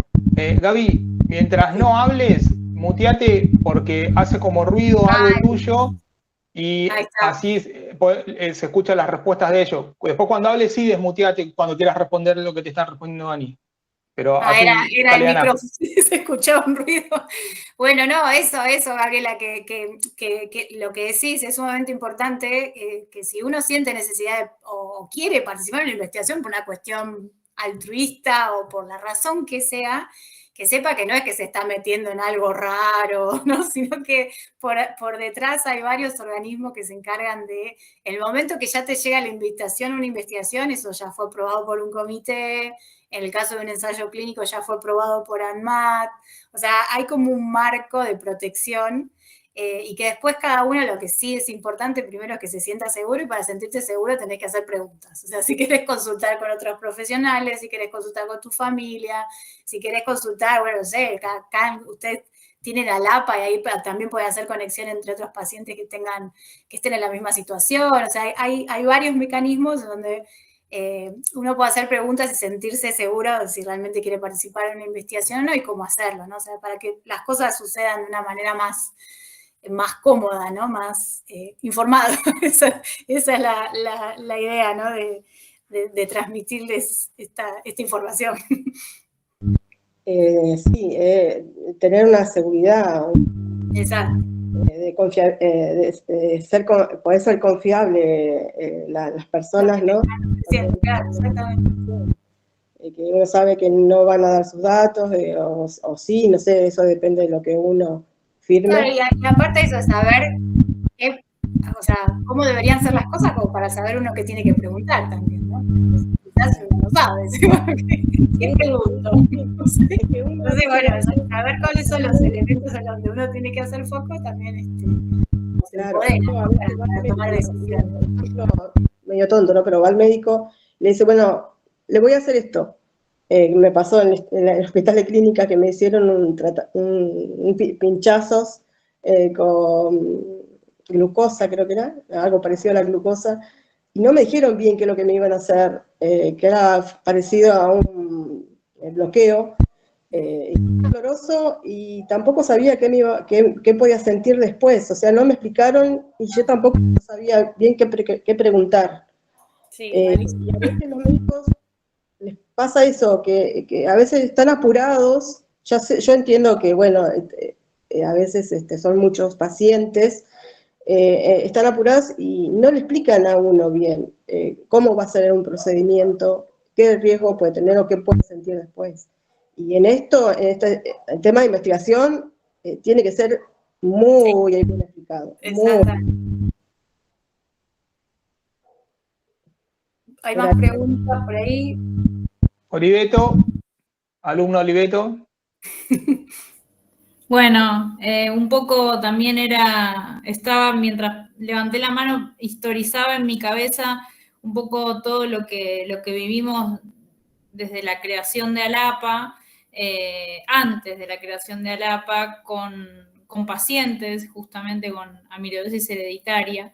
El primer acercamiento a esta patología fue muchos pacientes que estaban involucrados en un ensayo clínico y que no tenían en claro qué habían firmado, no sabían bien en dónde estaban participando, no tenían en claro cuál era la droga. Y un poco lo primero que nos surgió en su momento, allá en el 2019, fue, bueno, hagamos un juicio, acompañemos a estos pacientes porque esto no puede ser así, ¿no? Incluso este grupo de pacientes se acercaba al centro de salud en el que le hicieron, los hicieron participar de estos ensayos clínicos y no les daban las copias de los consentimientos, no nos permitieron tener las historias clínicas, o se cambiaban de centro de salud y ese médico les había hecho el estudio genético y no les daba una copia del estudio genético, tuvimos que hacer estudios genéticos de nuevo, o sea, todo eso sucedió, y lo primero que quisimos hacer fue eso, ¿no? Juntar a todos los pacientes e ir contra la clínica o contra el médico para poder defender este grupo, y no pudimos, ningún abogado nos acompañó, fue complejo. De vez en cuando retomamos e intentamos y le contamos a algún abogado esto y bueno, y nos sigue costando, pero quizás también digo, bueno, ¿qué pudo hacer ALAPA en función de esa experiencia? Es esto, ¿no? Es este curso, es dar las herramientas, es poder brindar la herramienta que necesitan los pacientes para participar de los ensayos clínicos, esto que dice Eduardo, que él participa y que le informaron todo y que hay cosas que puede volver, o sea, tiene en su casa la copia del consentimiento y puede volver a revisar qué firmó y sí pedir alguna cuestión que en su momento no puede no recordar porque hace tiempo que lo firmó. Eso en estos pacientes no existió y bueno, desde ALAPA siempre tuvimos esto, ¿no? La intención de poder dar las herramientas a los pacientes. Y por otro lado, sabemos que el camino de las enfermedades poco frecuentes es participar de ensayos clínicos, pero siempre con el consentimiento de la familia y del paciente sobre todo. Y de hecho, uno de los primeros videos que hicimos en ALAPA decíamos, participar de un ensayo clínico muchas veces es la única alternativa terapéutica, pero sin el consentimiento del paciente eso no puede ser así y cada persona tiene que saber si está participando o no y de qué está participando, y aparece esto del altruismo, de que uno sabe que quizás hasta si participa no todas las veces va a ser beneficiado porque le puede tocar un placebo, pero bueno, creo que también como uno como comunidad de pacientes y yo como paciente con una enfermedad poco frecuente, creo que lo que se genera y el altruismo de saber que estamos cooperando para la ciencia y para los que vendrán con nuestras mismas patologías es muy importante. Es un acto de amor a la sociedad, pero necesitamos sí o sí saber lo que estamos firmando y sobre todo saber que en cualquier momento nos podemos retirar. Y a veces uno cuando se encuentra con poblaciones de muchísima vulnerabilidad social, en donde quizás la persona no sabe leer y escribir y firmó un consentimiento y no sabe ni el nombre de la droga, o a veces nos dicen, me estoy aplicando la vacuna, en realidad no es una vacuna. Entonces, todo eso lo vivimos y por eso hicimos este curso y seguiremos peleando por defender a esos pacientes que, bueno, que participaron de estos ensayos y que hoy la mayoría fallecieron, pero quedan sus familias queriendo revertir esa situación que lamentablemente es irreversible, ¿no? Obviamente, pero bueno. Así que gracias, Ana, por ayudarnos a esto, a la comunidad de pacientes. Sabemos que este curso quedó grabado, entonces, bueno, cualquiera que tenga alguna duda, sabemos que contamos con vos, pero que podamos tener este instrumento como herramienta para aprender. Gracias. Bueno, muchas gracias por todas las palabras. Ahí vi que preguntaron de las presentaciones, las comparto, se las se las mando después, así las tienen. Bueno, hacemos una más y cerramos, que ya voy a cocinar, chicos. Sí, yo después, cuando Ana nos las comparta, yo se las mando por mail a todos los que se anotaron en el formulario. Y para los que están preguntando, cada semana, perdón, Graciela, ya te paso la palabra, fuimos enviando la grabación una vez que la logramos procesar de YouTube, y próximamente igual van a estar esas que ahora están solo para los que están inscritos en el curso, próximamente van a estar abiertas al público en general para que puedan repasar estas conversaciones y las presentaciones de Ana. Y si Ana después nos comparte los documentos, también se los haremos llegar por mail. Hay algunos mails que me rebotan, pero eso es más culpa de usted por ponerme mal el mail que mía. Adelante, Graciela. Perdón, no, yo quería preguntarte, Carolina, Oliveto, si el tema de los abogados a lo largo del tiempo lo pudiste resolver. No, no lo pudimos resolver. O sea, hay que hacerle el curso, convocar a abogados y mandarle el curso también a la comunidad. Porque Sí. es un tema, si no, que queda trunco. No, nos quedó trunco y cada tanto nos reunimos con los pacientes y le contamos el caso a un nuevo abogado a ver quién lo quiere tomar. Pero bueno, lo primero que nos piden es esas pruebas, ¿no? De cómo podemos dar fe de que esos pacientes pasaron por esa institución, y ahí es donde se empiezan a complicar las cosas. Pero bueno, seguiremos intentando. De hecho, son pacientes con amiloidosis hereditaria y hay muchos pacientes acá en el curso. Perdón, algo chiquito. Primero, gracias, Ana, que la verdad que es un tema heavy, ¿no? El consentimiento informado. Con Caro ya lo habíamos visto en Cómplices también. Creo que es algo que siempre nos vamos a seguir preguntando, porque tiene muchas aristas el consentimiento, como decías al principio. Yo cada vez que lo tengo que hacer para mi hijo me pregunto, ¿y qué puedo poner yo si el paciente es él? O sea, yo no estoy poniendo algo que no sé ni si él lo siente o no lo siente, y si es una cuestión adversa con el tema del biológico, y la verdad que no lo sé. Creo que es un tema que hay que seguir viéndolo, que hace muy bien verlo desde distintas perspectivas, para distintas cosas. Hace un tiempo yo estuve conversando con un médico de Estados Unidos por el tema de la hidrodenitis supurativa, y lo primero que me habló fue del consentimiento informado, ¿no? Y cuando yo le dije que Pedro tenía cardiopatía, me dijo, no es paciente para... Y bueno, y nos quedamos charlando, ¿no? De los cuantos no, y de cuán importante es informar de lo que tiene el paciente. A veces eso no me pasa, la verdad, acá en Argentina, con las cosas y mientras vos sacabas tus papeles, yo agarré y estaba chequeando tal cual. Creo que son todos iguales, deben ser textuales los consentimientos, porque estaba viendo el que hago para Pedro, que lo tengo acá, y es textual, y nada, me nacía esto, es decir, cuánto más tenemos que seguir aprendiendo en esto de tener que firmar por el paciente, porque puede ser un curador, pero en este caso soy la mamá la que firma por él para ver si le va a hacer bien tal o cual cosa, y cómo puedo saber yo si no pasa por mi cuerpo lo que va a suceder. Y eso es una pregunta que la he hecho cientos millones de veces a los médicos, ninguno me ha contestado. Y bueno, es como correr el riesgo de asumir la responsabilidad, ¿no? Pero por lo menos creo que está bueno que entre nosotros en ALAPA se hable. Es un tema recurrente que nosotros a Caro siempre le estamos preguntando del consentimiento, y creo que está bueno escuchar esta info de vos y que nos puedas poner también en otro plano para ir aprendiendo un poco más, así que muchas gracias.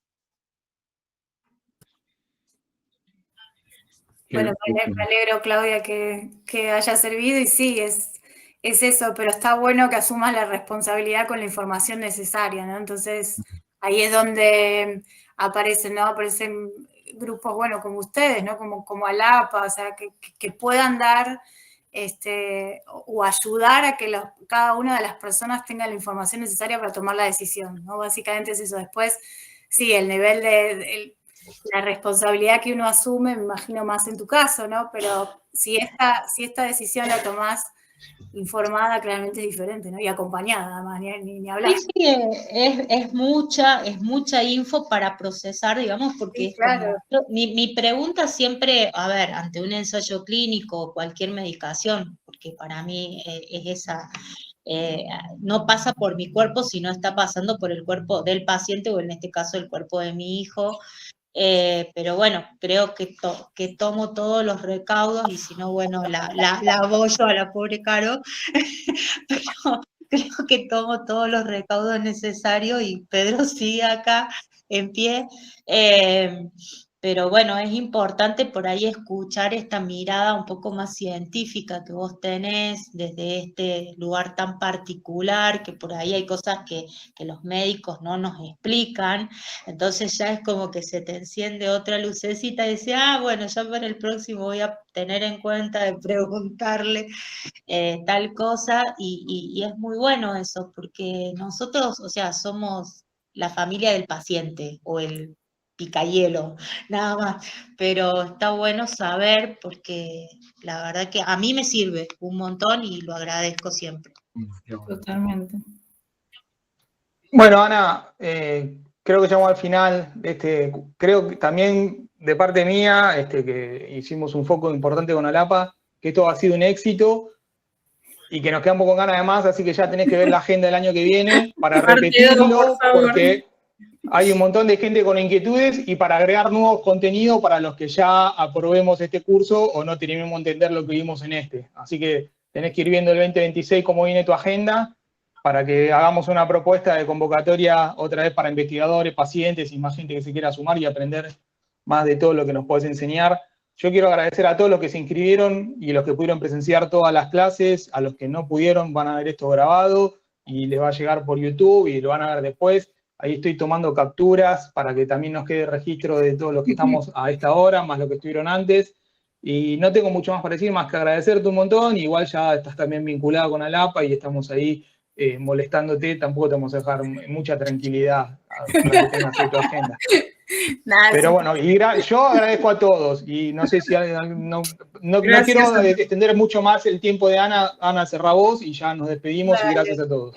Bueno, gracias a todos. Yo también me da mucha alegría que hayamos sido tantos, nunca pensé que se iba a lograr. Así que bueno, nada, planifiquemos para el año que viene. Sí. Un abrazo. Un abrazo. Chao, chao. Abrazo. Muchas gracias. Que pasen bien. Nos vemos. Ponernos cero a todo, entonces volvemos. Gracias a todos. Chao, gracias. Chao, chao.